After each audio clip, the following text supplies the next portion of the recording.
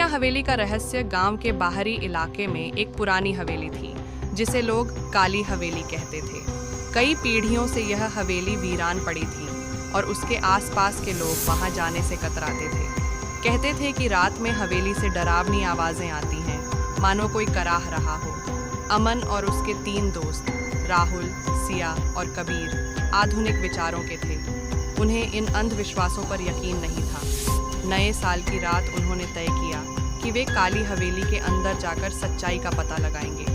रात का आगाज अंधेरा गहराते ही चारों दोस्त टॉर्च और कैमरे लेकर हवेली पहुंचे। हवेली का दरवाजा जंग खाया हुआ और लकड़ी का था। उसे खोलते ही धूल का गुबार उठा। अंदर घुप अंधेरा था और दीवारों पर मकड़ियों के जाले फैले हुए थे। जैसे ही वे अंदर गए, हवा में एक अजीब सी ठंडक थी। राहुल ने मजाक में कहा, यहाँ भूत कुछ नहीं है, ये सिर्फ हमारी कल्पना है। सिया ने उसे चुप कराया, शांत रहो, मुझे यहाँ कुछ अजीब महसूस हो रहा है। पहली चेतावनी हवेली के अंदरूनी हिस्से में पहुँचने पर उन्हें एक पुरानी पेंटिंग दिखी। उस पेंटिंग में एक औरत सफ़ेद साड़ी पहने रोती हुई नजर आ रही थी। उसकी आंखें असली लग रही थीं, मानो उन्हें घूर रही हों। कबीर ने हंसते हुए कहा, इस पेंटिंग का भूत तो बहुत डरावना है। तभी पेंटिंग से एक तेज हवा का झोंका आया और उनकी टॉर्च झपकने लगी। अमन ने घबराकर कहा, ये सब क्या है? सिया ने दरवाजे की तरफ इशारा करते हुए कहा, हमें यहाँ से निकलना चाहिए, ये जगह सही नहीं लग रही। दरवाजे का बंद होना, जैसे ही वे बाहर निकलने की कोशिश करने लगे, हवेली का दरवाजा जोर से बंद हो गया। अब हवेली के अंदर एक अजीब सी सरसराहट गूंज रही थी। उनकी सांसें तेज हो गईं। राहुल ने कहा, शायद ये हवा का असर है। कबीर ने जवाब दिया, हवा दरवाज़ा बंद नहीं कर सकती।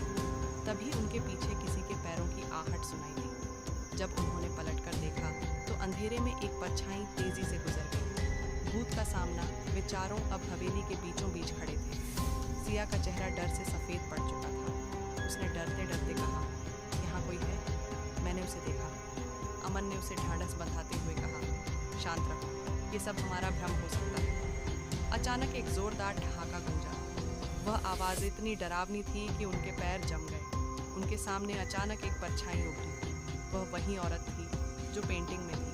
उसकी आंखें लाल थीं और उसके लंबे बाल जमीन तक लटक रहे थे। उसने चीखते हुए कहा, तुमने मेरी नींद खराब की है, अब कोई नहीं बचेगा।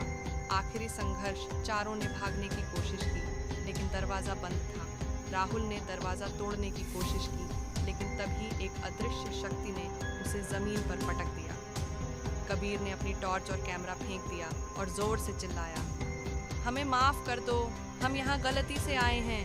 भूत ने क्रोधित होकर कहा, तुमने इस हवेली की शांति भंग की है, अब इसकी सजा मिलेगी। तभी सिया ने अपनी जेब से भगवान का लॉकेट निकाला और भूत की तरफ बढ़ाया।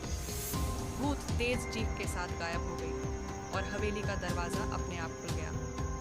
भयावह अंत, चारों भागकर बाहर निकले, लेकिन उनकी हालत खराब थी। उस घटना के बाद वे कभी उस हवेली के पास नहीं गए। कुछ दिनों बाद कबीर ने अचानक आत्महत्या कर ली और राहुल मानसिक संतुलन खो बैठा। सिया और अमन ने यह घटना किसी को नहीं बताई, लेकिन उनकी जिंदगी हमेशा के लिए बदल गई। कहते हैं, काली हवेली में जाने वालों का अंत अच्छा नहीं होता। गांव में लोग आज भी कहते हैं कि वह औरत अभी भी वहां रहती है और इंतजार करती है कि कोई उसकी शांति भंग करे।